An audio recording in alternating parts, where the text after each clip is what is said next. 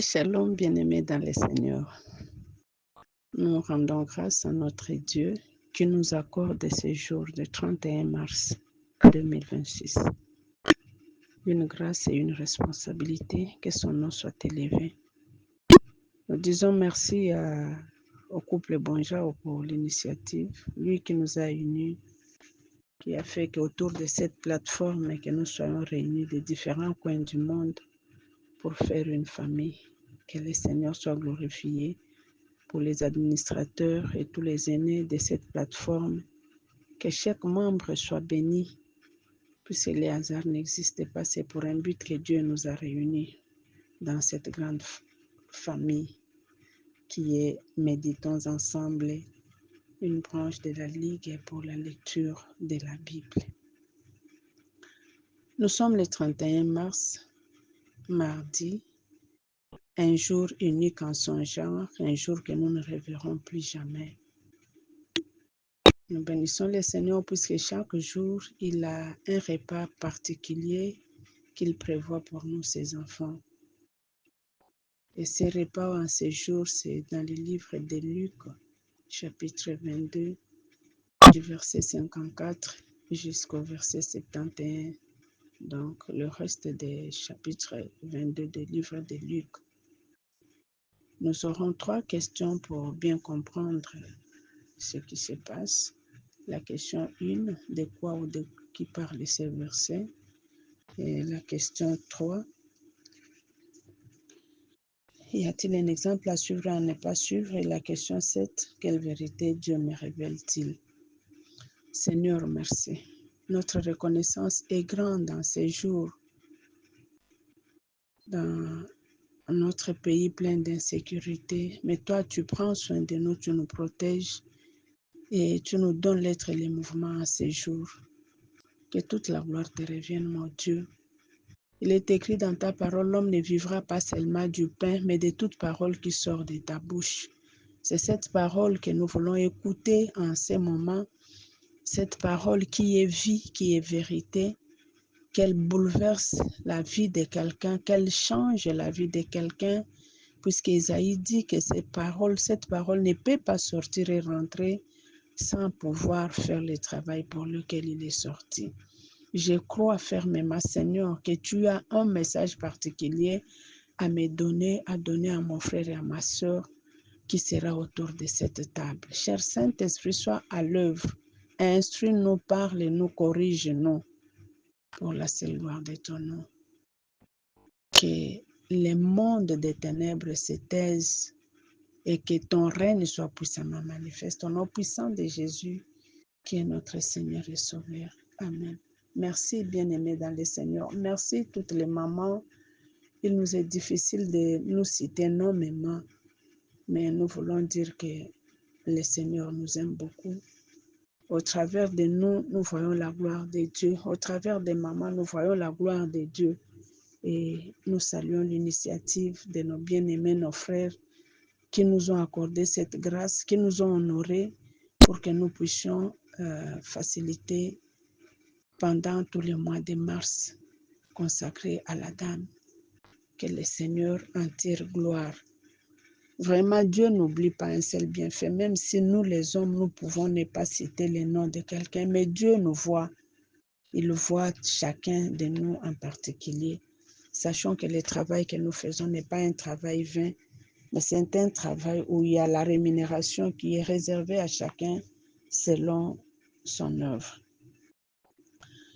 Nous passons à la lecture. Nous avons dit que la Ligue a prévu le livre de Luc, au chapitre 22, le verset 54 au verset 51.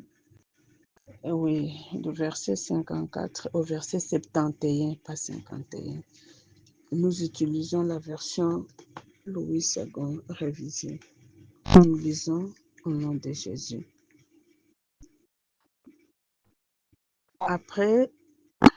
Après avoir saisi Jésus, ils l'amenèrent et le conduisirent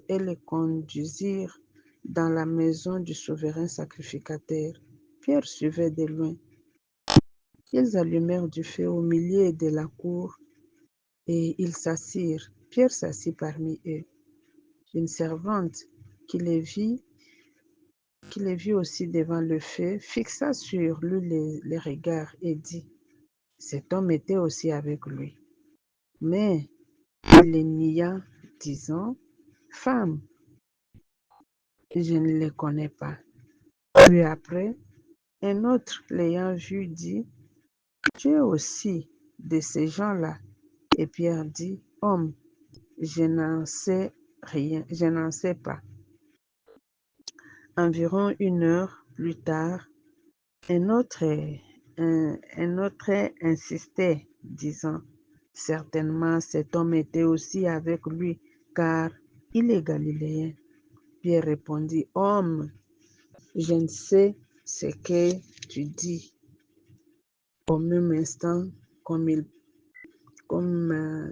il parlait encore, le coq chanta. Et le Seigneur s'étant retourné, regarda Pierre. Et Pierre se souvint de la parole que le Seigneur lui avait dite. Avant que le coq chante aujourd'hui, tu me renieras 3 fois. Et étant sorti, il pleura amèrement. Les hommes qui tenaient Jésus se moquaient de lui et le frappaient. Ils lui voilèrent le visage et ils l'interrogeaient en disant, devine qui t'a frappé. Et ils proféraient contre lui beaucoup d'autres injures. Quand le jour fut venu, le collège des anciens du peuple, des principaux sacrificateurs et des scribes s'assemblèrent et firent amener Jésus dans leur Sanhédrin. Ils dirent, si tu es le Christ, dis-le nous. Jésus leur répondit, si je vous le dis, vous ne croirez pas. Et si je vous interroge, vous ne répondrez pas. Désormais, le Fils de l'homme sera assis à la droite de la puissance de Dieu. Tous dirent, tu es donc le Fils de Dieu. Et il leur répondit, vous le dites, je le suis. Alors ils dirent, quand avons-nous encore besoin de témoignages? Nous l'avons entendu nous-mêmes de sa bouche. Parole du Seigneur. Je disais que nous avons 3 questions. La première question, de qui ou de quoi parlent ces versets? Ce passage, de quoi? Ce passage parle des souffrances de Jésus-Christ avant sa mort pour que vous et moi soyons des frères et des sœurs aujourd'hui. Ça parle encore du jugement injuste de Jésus-Christ, de la livraison de Jésus au souverain sacrificateur, de la trahison de Jésus par Pierre. Et nous voyons aussi, ça nous parle aussi de la reconnaissance de Pierre, qui est reconnu comme galiléen, un des disciples de Jésus. Et ce passage nous parle aussi des moqueries et des injures de la société contre Jésus. Exemple à suivre. L'exemple à suivre, nous voyons Pierre, l'exemple de Pierre. C'est un exemple à suivre. Il est revenu à Christ. Il n'a pas attendu dès que sa conscience était bouleversée. Au verset 62, la Bible nous dit qu'il pleura amèrement. Revenir à Christ, c'est l'exercice que nous devons faire chaque jour. Ça, c'est un exemple à suivre. Avoir la maîtrise et une foi ferme. Ça, c'est aussi un exemple à suivre. Nous voyons que notre Christ, il n'était pas bouleversé malgré les persécutions, malgré les menaces, malgré la situation difficile, mais il est resté ferme à sa foi, à son identité. Nous le voyons du verset 67 au verset 70. Alors, aussi un exemple à suivre, Pierre qui suivait Jésus, bien qu'à distance, mais il était là en train de suivre Jésus. Ça, c'est un exemple aussi à suivre. L'exemple à ne pas suivre, c'est se moquer d'autrui pendant le temps qu'il souffre. Nous voyons ici comment on se moque de Jésus pour lui dire que dites-nous tout ça. qui t'a fait ça, ainsi de suite. L'injustice des anciens et des souverains sacrificateurs, ils condamnent sans preuve, pas d'équité dans leur jugement. Ça, ce n'est pas un exemple à suivre. Alors, il y a aussi le reniement de Pierre avant qu'il ne puisse reconnaître. Renier, ça, ce n'est pas un exemple à suivre. Avoir peur devant les tribulations n'est pas avoir une foi ferme. Hein, vous voyez, la foi de Pierre a un peu vacillé devant les persécutions. Ça, ce n'est pas un exemple à suivre. Il faut tenir ferme. Il est religieux. Être religieux, ça aussi, ce n'est pas un exemple à suivre. Il faut être vrai.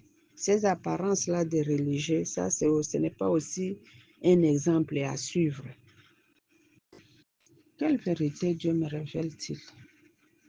Dieu me révèle qu'il n'abandonne pas par amour. Dieu reste amour. Malgré nos faiblesses, Dieu reste amour. Alors, bien que rejeté, Jésus est Seigneur, le Fils de Dieu, à qui tout pouvoir a été donné. Ce ne sont pas les tribulations qui ont changé l'identité de Jésus. Il reste Dieu. Son identité est restée inchangée et le pouvoir que son Père lui a donné est sur lui. La vérité aussi est que Jésus nous parle par les regards. Les regards suffisent. Quand il a regardé Pierre, Pierre était bouleversé, il s'est souvenu. Donc par moments, on regarde seulement. Un sage peut comprendre par les regards. La vérité aussi est que la peur des hommes nous empêche de voir la gloire de Dieu. Ce n'est pas bien d'avoir peur devant des situations. Nous, les enfants de Dieu, nous sommes appelés à marcher par la foi, hein, et non la vue. La vue nous donne peur, mais par la foi, nous sommes plus que vainqueurs. La vérité ici est que l'homme est naturellement faible. Vraiment, l'homme est naturellement faible. Nous voyons ici Pierre qui a été avec Christ un témoin fidèle. Mais voilà aujourd'hui comment il renie le Seigneur. Il oublie même ce que le Seigneur lui a dit. Ce n'est qu'après qu'il va se souvenir. Donc l'homme est faible. Et malgré le temps que nous passons à côté du Christ, l'homme reste faible naturellement. Et la vérité aussi est que Jésus est fidèle. Il garde son identité devant les persécutions du monde. Son identité reste. Alors, frères et sœurs dans le Seigneur, nous voyons que nous avons vu comment nous avons commencé le livre de Luc, ce que Jésus a fait. Il a été au milieu de nous, il a fait des miracles, il a donné des enseignements. Les gens l'ont vu, ils ont vu ce qu'il a fait. Mais regarde au fini ce que les hommes, ils vont faire de Jésus. N'est-ce pas la faiblesse que nous avons, nous, en tant qu'humains, nous aussi là? N'est-ce pas que nous sommes faibles, hein, malgré notre identité de chrétiens? Mais combien de fois, peut-être, nous tombons, malgré la parole que nous avons, combien de fois nous ne tombons pas? La bonne approche, quand nous tombons, ce que Dieu nous demande, c'est de nous relever. Les morceaux de bois, quand il est là, il n'a pas le temps de se relever. Mais l'homme, quand il tombe, nous sommes appelés à nous relever et à continuer le chemin avec le Seigneur. Mes frères, mes sœurs, il n'y a rien de nouveau sur cette terre. L'injustice des anciens et des souverains sacrificateurs, nous les vivons aujourd'hui dans nos milieux. Dans nos milieux, nous les chrétiens, ces injustices, ça existe jusqu'à présent. Ces moqueries, ces manques d'amour, tout ça, tous ces comportements que nous sommes en train de lire dans la parole de Dieu, ça existe encore aujourd'hui. C'est comme ça la Bible, le lecteur de la Bible a prévu des questions pour demander est-ce que c'est un exemple à suivre ou à ne pas suivre. Nous sommes instruits chaque jour. Il y a de ces choses-là qui ont existé. Quand nous les lisons, ça doit nous aider, nous autres, à changer de direction. Les reniements, combien de fois, même dans le milieu des chrétiens, on s'est renié, on s'est trahi. Pas d'amour vrai. Mais nous voyons notre Jésus, il a tenu. Il est resté amour faible. Il est resté ferme. devant toutes les tribulations. Mais Pierre, en tant qu'homme, regarde, devant les persécutions, il a renié le Seigneur. Quelle est ton attitude? Quelle est mon attitude devant les persécutions, devant des situations complexes que nul ne voit? Il n'y a que Dieu qui voit, et vous-même et moi. Quel est notre comportement devant des situations qui paraissent absurdes parfois? Frères, sœurs, dans le Seigneur, c'est un moment très fort de la souffrance de Jésus. Cette souffrance avait pour mission de te sauver, de me sauver, de me donner une nouvelle identité. Alors, je voulais nous rappeler que le contenu de la Bible n'a pas de date d'expiration. La parole de Dieu, elle est vivante. Elle est inspirée pour nous corriger, pour nous ramener à la présence de Dieu. C'est comme il est écrit dans 2 Timothée 3,16, toute écriture est inspirée de Dieu et utile pour enseigner, pour convaincre, pour corriger et pour instruire dans la justice. Dieu nous instruit dans la justice. Même si la situation peut paraître bizarre, mais Dieu, quand Dieu enseigne, il enseigne dans la justice. Alors, les cœurs qui sont accessibles et disposés, ils sont abreuvés à tout moment, car le même passage biblique a toujours une baume indescriptible. Les passages bibliques que je peux lire aujourd'hui, demain quand vous y revenez, le Seigneur peut vous révéler autre chose. Mais à moins que votre cœur soit disposé, est-ce que nos cœurs sont vraiment disposés à recevoir la parole de Dieu? Les vérités de la Bible sont voilées pour celui qui se croit sage à ses yeux. Mais les cœurs humbles, sensibles, réceptifs, intègres découvrent pas mal de révélations inédites à tout moment que le cœur est disposé à recevoir la parole de Dieu.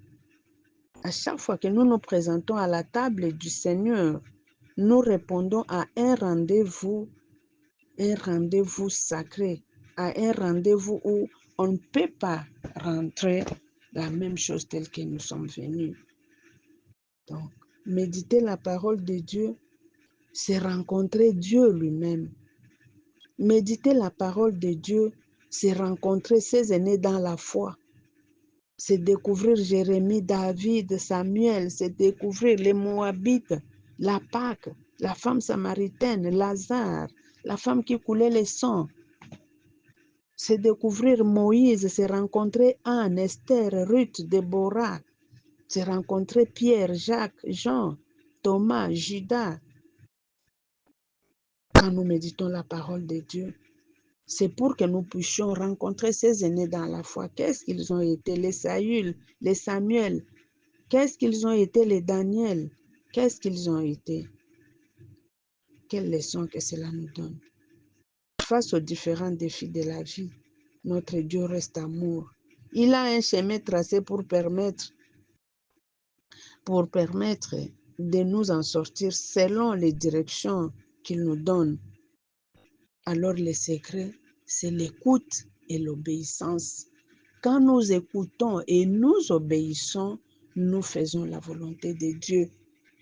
Les deux verbes-là sont très utiles pour nous, les enfants de Dieu.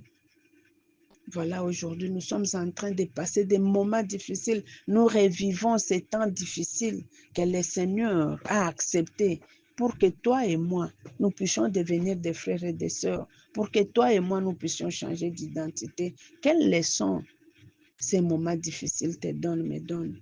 Quelle décision tu prends devant ces temps, pendant ces temps où nous revivons, où nous commémorons les souffrances que Christ a endurées, lui un innocent, mais il a accepté de souffrir à ta place et à ma place. Quelle leçon ça te donne, ça me donne? Avec ces péchés chéris que je continue à commettre là en cachette, croyant que les hommes ne me voient pas. Pierre avait même oublié que Jésus, il voit, il connaît le passé, il connaît le présent, il connaît le futur. Il a oublié que le Seigneur lui avait dit des choses. Il a dit non, Seigneur, moi je te suivrai jusqu'à la fin. Le Christ a dit non, non, non. Avant que les coqs chantent 3 fois, tu m'auras renié. C'est ce que le Seigneur me dit. Il vous dit aussi ce matin. Quelle décision prends-tu? Quelle décision prends-tu devant cette faiblesse-là auquel tu t'es accroché pendant des années, devant la trahison, devant l'hypocrisie, devant la traîtrise, le reniement? À tout moment que nous commettons les péchés, nous nous éloignons du Seigneur. À tout moment que nous commettons les péchés, nous renions notre foi. Quelle est notre position? Le Seigneur dit, revenez à moi de tout votre cœur. Bien-aimés dans le Seigneur, Hébreux 4:12 nous dit que la parole de Dieu, elle est vivante, efficace, plus tranchante qu'une épée quelconque à deux tranchants, pénétrante jusqu'à partager l'âme et l'esprit, jointure et moelle. Elle juge les sentiments et les pensées du cœur. Nous ne sommes pas n'importe qui. Nous avons la parole de Dieu chaque jour, dont nous n'avons pas vraiment droit à l'erreur. Et la Bible, dans Hébreu, continue que nulle créature n'est cachée au-devant de Dieu. Les comptes, nous aurons à rendre devant Dieu. Ce n'est pas devant un homme de ce monde. Et le psaume 34 nous dit, 34:16, que les yeux de l'Éternel sont sur les justes et ses oreilles sont attentives à leurs cris. Le péché nous éloigne de la présence de Dieu. Alors, ici, on nous dit dans Psaume 1 que nous devons être comme des arbres. Psaume 1, verset 2. Que nous soyons des hommes et des femmes qui sont plantés comme des arbres plantés au courant, près d'un courant d'eau, qui donne son fruit à sa saison et dont les feuillages ne flétrit pas. Soyons connectés au Seigneur, bien-aimés dans le Seigneur. Chère maman, vous êtes quel genre de maman? Je suis quel genre de maman? Je suis Jézabel, je suis Déborah, je suis Anne, une femme de prière. Qui suis-je? Suis-je Jézabel ou qui? Suis-je Abigail? Qui suis-je exactement? Femme. La femme, elle donne la vie là où elle est. Éduquer une femme, c'est éduquer une nation. La bonne femme, c'est celle qui a ses genoux fléchis pour plaider pour l'humanité, pour plaider pour sa famille, pour plaider pour les raisons qu'elle trouve pas normales. Quel genre de femmes sommes-nous? Nous sommes en train de clôturer le mois de mars. Nous sommes quel genre de femmes? Sommes-nous des Abigail? Sommes-nous des Jézabel? Sommes-nous des Ruth? Sommes-nous des Tabitha? Qui sommes-nous exactement? Il est temps pour nous de choisir le genre de femmes que nous voulons être. Et cela ne peut être possible qu'avec le Seigneur, à l'aide du Saint-Esprit. Écouter la parole de Dieu, obéir à ce que le Seigneur veut. C'est comme il a dit à Josué que ce livre de la loi ne s'éloigne pas de tes yeux. Quand nous méditons, nous devons obéir. Mes frères et sœurs, nous sommes en train de vivre les temps difficiles que le Seigneur a vécu pour nous. Quelle décision prenons-nous à cette date du 31 mars 2026? Quelle décision prenons-nous? Nous voyons que ces bien-aimés, ils étaient inspirés. Ces passages, ça coïncide même pendant ce temps pascal où on est en train de commémorer les souffrances de Jésus. Quelle décision prends-tu? Quelle décision je prends? Nous voyons que les témoignages, on ne blague pas avec. Pierre ne savait pas. Il se cachait là dans la mêlée. Mais on l'a reconnu. Ça, c'est spécial, ça. Pierre se cache là, croyant qu'on ne le voit pas, mais on l'a identifié. Quel est ton témoignage, mon frère? Quel est mon témoignage? Sache que tout ce que tu fais là, tout ce que je fais, ce n'est pas caché. Nous sommes entourés d'une multitude de témoins. D'une multitude de témoins bien-aimés dans le Seigneur. Nous sommes comme des arbres plantés là-bas, des arbres sur la montagne, comme la lampe. Nous devons éclairer, nous sommes les seuls, nous devons donner du goût partout où nous passons. Quel témoignage nous laissons dans notre passage? Pierre était reconnu comme un disciple de Jésus. Il était reconnu comme galiléen. Et vous, moi, quand je passe, on m'identifie comme qui? Ce n'est pas une personne hein, qui l'a reconnu. 3 personnes différentes. Donc, les témoignages, c'est précieux, mais bien aimé dans le Seigneur. Nous devons faire attention dans notre façon de faire. Donc, je disais que la parole de Dieu, c'est ça qui est notre force. Nous, en tant qu'enfants de Dieu, la parole de Dieu, c'est ça notre chèque blanc. La parole de Dieu, c'est ça mon compte bancaire. C'est ça ma provision. À tout problème que j'ai, je recours à la parole de Dieu pour me ressourcer, pour avoir des directives et des orientations. Et je dois avoir foi à cette parole pour qu'elle soit agissante dans ma vie. Je dois avoir foi, même si ça ne marche pas. Hébreu 11 nous dit, c'est quoi la foi? Moi, je fais confiance au Seigneur. Jésus est au milieu de nous. Son regard s'abaissait sur nous, sa douce voix l'entendez-vous, oh, je vous aime tous, je vais vous sauver tous, sa douce voix l'entendez-vous, je vais vous sauver tous. Jésus est là au milieu de nous. Il est là. Il veut nous sauver. Il veut nous libérer de l'emprise de ce monde. Écoutons, obéissons. Il est là, il veut nous sauver. Il a accepté l'ignominie sur la croix. Il a accepté de souffrir pour nous changer d'identité. Faisons confiance au Seigneur. Puisque c'est le mois de la femme, chère maman, chère sœur dans le Seigneur, choisis quel genre de maman que tu veux être. Quel genre de maman? Celle qui suit Jésus jusqu'à la croix ou bien celle qui abandonne, celle qui trahit? Choisis. Mais sache que ton choix, soit pour la vie éternelle, soit pour la mort éternelle. Mais le Seigneur, il nous demande de choisir la voie qui nous mène à la vie éternelle.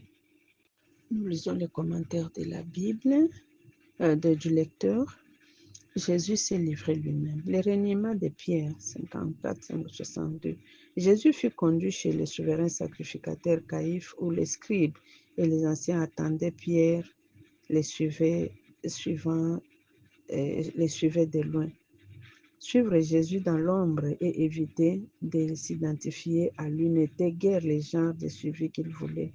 C'était un risque considérable que Pierre prenait en suivant le Maître. Vu qu'il était dans les jardins et avait tenté de tuer l'un de ses serviteurs du souverain, l'un des serviteurs du souverain sacrificateur, identifié étant l'un des disciples de Jésus par 3 personnes. Pierre nia 3 fois de n'avoir pas connu Jésus. Le récit de son échec revient intentionnellement à l'avertissement du Seigneur que quiconque les nie devant les hommes sera nié par lui devant le Père au jour du jugement. Matthieu 10, 33. Pierre ne s'était pas rappelé des paroles du Seigneur et il pleura amèrement. Prends souvent le temps de relire tes anciennes méditations. Elles peuvent t'aider à mieux t'orienter. L'entourage de Jésus-Christ. Jésus recevait des injures, des coups, des moqueries et des crachats au visage. Ceci des personnes grossières et cruelles qui les tenaient. Les détails de ces événements étaient prédits par le Seigneur, bien qu'ils soient taxés de faux prophètes par ses bourreaux. Devant les conseils de l'assemblée des anciens, les principaux sacrificateurs et les scribes, Jésus, dans ses réponses aux questions, leur dit qu'il sera élevé à la droite du Père. 69. La croix divisait les hommes et il y avait ceux qui se moquaient et ceux qui regardaient et croyaient. Jésus est Dieu, donc omniscient. Les croix-tu à méditer. Acte 16, 31. Verset de la semaine, ils partirent et trouvèrent les choses comme il leur avait dit et ils préparèrent la Pâque. Voilà mes frères et sœurs dans le Seigneur, nous arrivons à la fin de notre méditation. Ne soyons pas les mamans seulement pour le mois de mars, mais demeurons des mamans qui savent faire les choix avec le Seigneur. Ne soyons pas n'importe quelle maman, soyons des mamans modèles à l'exemple des mamans que la Bible nous a données. Seigneur, nous te rendons des actions de grâce. Merci pour la fin de ce mois de mars. Merci pour toutes les différentes méditations que nous avons eu à partager pendant tous les mois. Merci Seigneur, ma prière est de nous garder toujours en ta présence. Merci de nous donner les oreilles pour entendre. Donne-nous tes oreilles, donne-nous ta bouche, donne-nous ta tête, donne-nous ton cœur Seigneur, afin que nous puissions faire rien que ta volonté pendant que nous vivons ici sur cette terre où nous sommes des étrangers. Glorifie ton Saint-Nom, Seigneur, pour la présence de mon frère, de ma soeur dans cette plateforme. Merci de bénir chacun individuellement, puisque tu nous connais individuellement. La Bible nous dit que nos noms sont gravés sur les paumes de tes mains. Seigneur, merci pour ces privilèges. Et tu dis que nos murs sont toujours devant toi. Nous te faisons confiance. En ces temps où nous sommes en train de revivre la passion, les souffrances que tu as endurées, donne-nous, Seigneur, à nous ramener, à revenir à toi de tout notre cœur. Merci pour le mois qui s'annonce, le mois d'avril. Nous croyons, Seigneur, que tu vas faire des choses nouvelles avec nous. Que toute la gloire te revienne, toi qui es amour, toi qui es fidèle, omniscient, omnipotent. C'est au nom puissant de Jésus que nous avons prié, lui qui est notre Seigneur et Sauveur. Amen. C'était votre sœur Mama Emetiarina depuis la ville de Kinshasa à RD Congo. Bonne journée et fructueuse semaine à nous tous. Merci.